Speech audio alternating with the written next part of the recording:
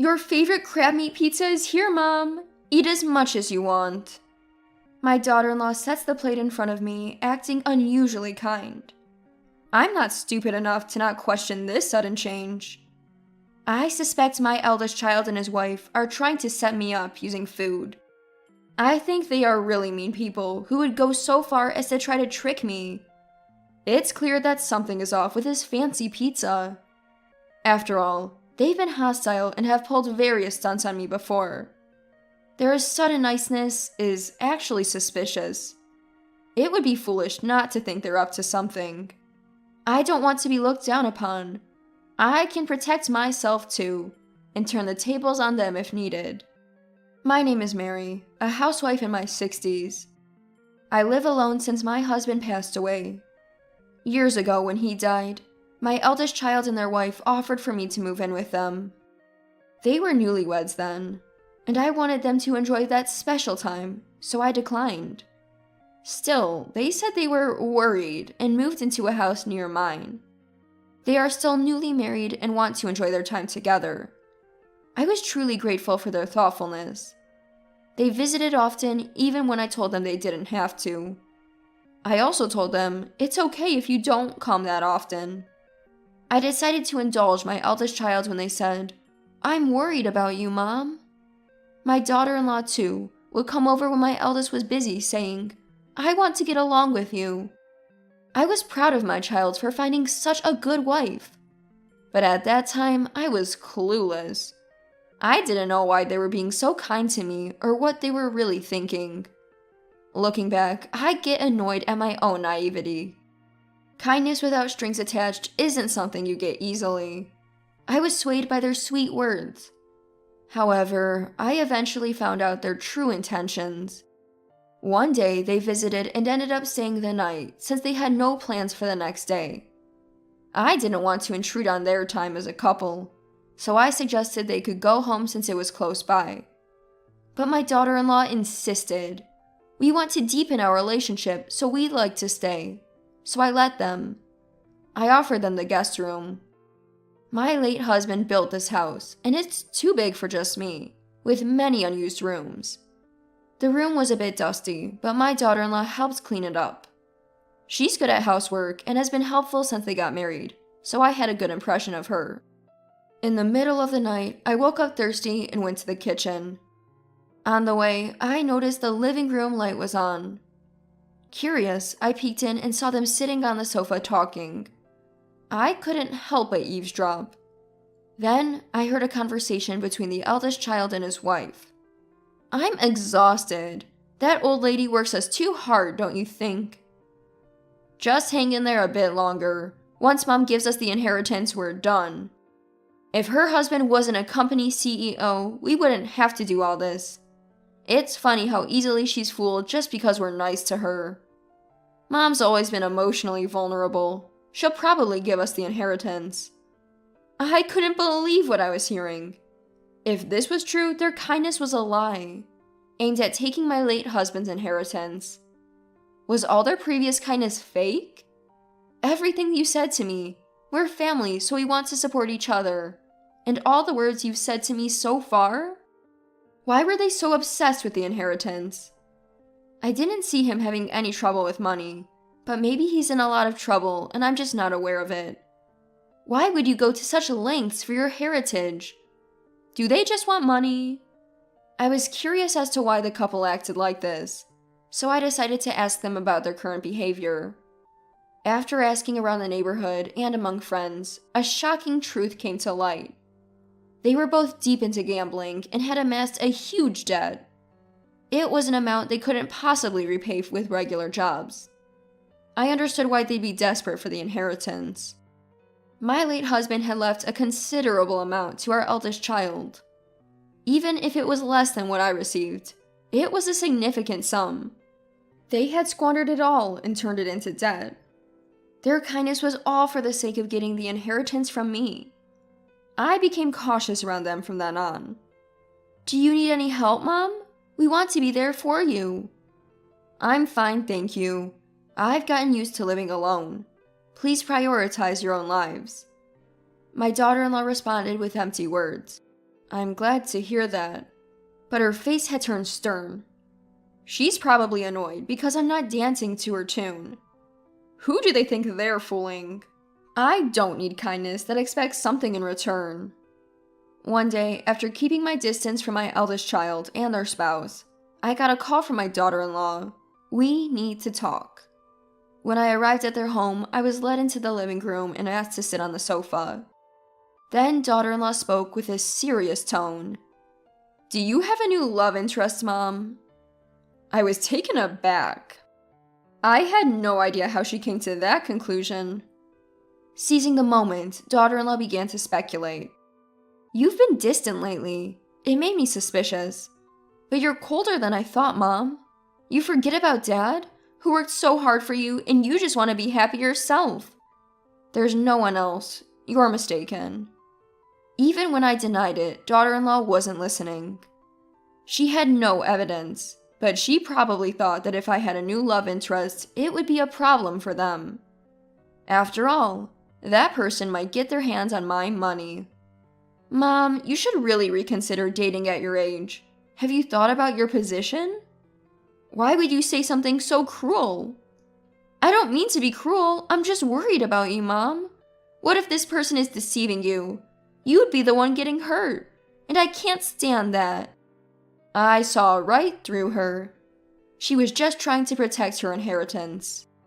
But daughter-in-law, wanting to play the caring daughter-in-law, never showed her true colors.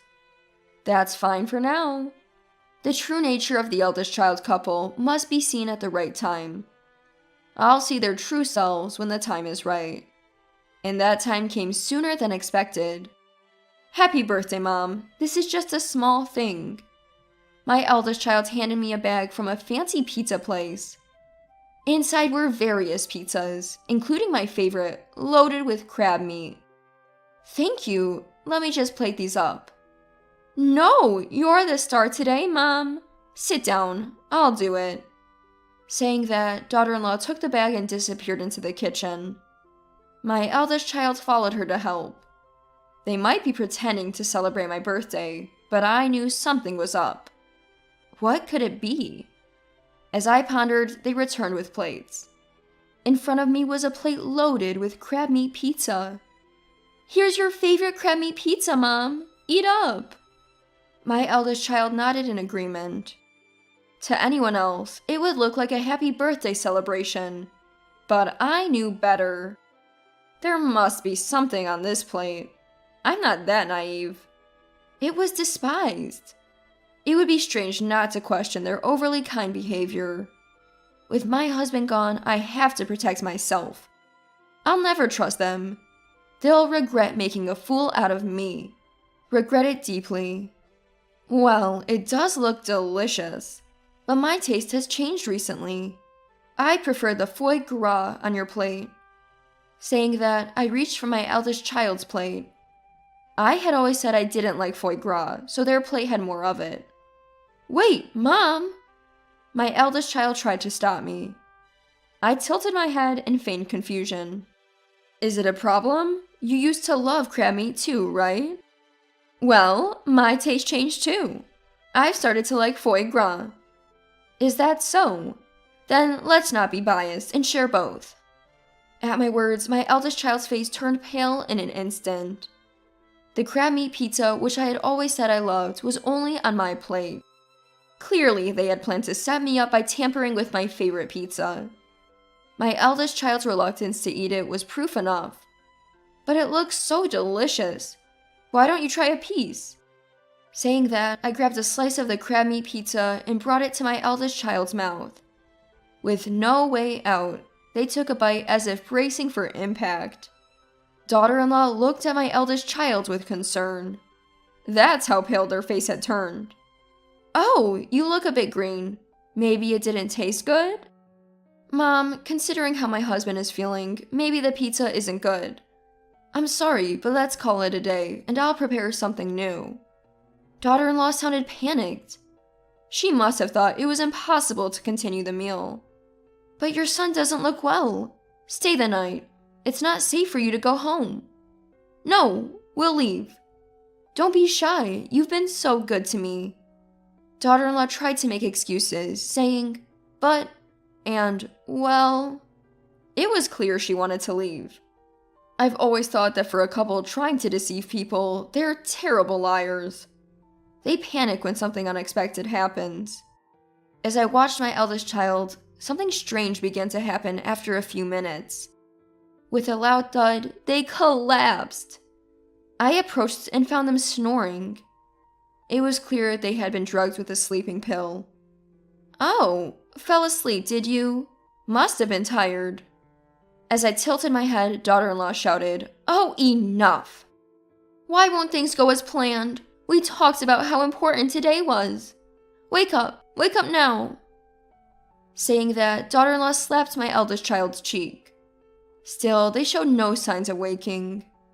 I was stunned, witnessing the moment their true selves were revealed. Ignoring me, daughter-in-law began to spill the beans. "I've been playing the good daughter-in-law, thinking if I buttered you up, I'd get the inheritance and clear our debts. Today was supposed to be the last day. We were going to put you to sleep and steal your banking card. It's all your fault nothing worked. What are you going to do about it?" Daughter-in-law glared at me. So they plan to drug me and steal my banking card. Using someone's birthday for such a scheme is truly despicable.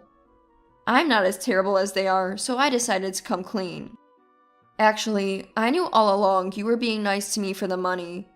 That's why I kept my distance and didn't eat the pizza you offered. I'm not as foolish as you two." At my words, daughter-in-law looked shocked.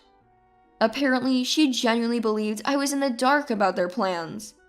How underestimated I feel. What kind of fool did they take me for? Sorry to burst your bubble, but I'm not as dense as you two. I've always found your sudden kindness suspicious. I even overheard you talking about the inheritance when I stayed over. You two are really foolish, discussing your plans in your target's home. Don't call us fools. We've been trying our best. Is your best effort the reason you're in so much debt? If so, you two are really pitiful. You know about the debt too? How much do you know? Clearly, she hadn't expected me to know about the debt. The word debt made daughter-in-law visibly anxious. I did some digging, found out you two are drowning in debt because of your gambling habits. I was shocked when I found out. You've managed to accumulate quite a debt. At my words, daughter-in-law's face turned increasingly pale. She must have realized there was no way out. "Mom, I'm really sorry. Please forgive us. We can't make it without money. Please lend us some. We'll pay you back." Saying this, daughter-in-law deeply apologized on the spot. Her demeanor had lost its previous confidence, clearly showing she was at her limit. Even in this situation, she was still asking for money. I was shocked to realize that, to her, I was just a convenient source of financial support. "Sorry, but I won't give you a single cent. I have no money to give to people like you." "Don't say that. There's the inheritance from your late husband, right? You have money. Please help us." "No, I can't trust people like you to pay me back. Take responsibility for your own actions." Daughter-in-law looked downcast at my words, but she seemed to understand my resolve, and didn't ask for money again. After that, my interactions with my eldest son and daughter-in-law dwindled. They stopped coming to my house and barely even contacted me. When those days arrived, contrary to my expectations, I didn't feel lonely. Rather, I felt refreshed, freed from people trying to deceive me. Later, my eldest child and daughter-in-law moved away. According to neighbors, they were taken away by some rather shady-looking people. Probably they couldn't pay off their debt and were taken to a distant state. They might be in a terrifying situation there. They might be suffering so much they want to run away. But that's none of my business anymore. We're unrelated now. I reported the end of this turbulent chapter to my late husband's photo. It seems like his expression in the photo was one of relief. My only family is my late husband. The only person who truly stood by me and supported me was him. Life is short, but I want to live it strongly, cherishing the memories I made with my husband.